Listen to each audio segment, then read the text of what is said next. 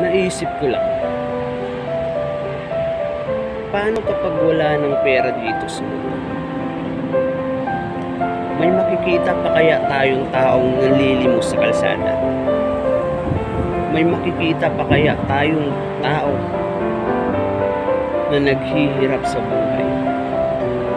May makikita pa kaya tayong tao na nag-aalipusta ng kapwa-tao?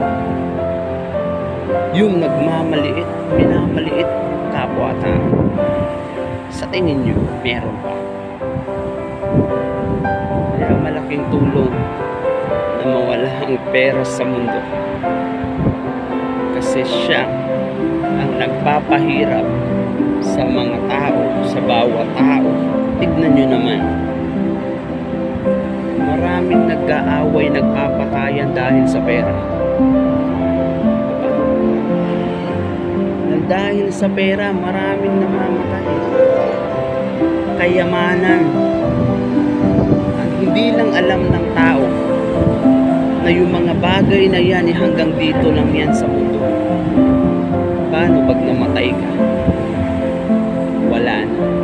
Thank you. Yung ipinaglalaban mo, wala na.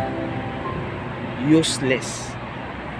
Kaya hindi pera ang sagot sa lahat ng problema nating tao, kundi ang ating Panginoon lang. Thank you and God bless.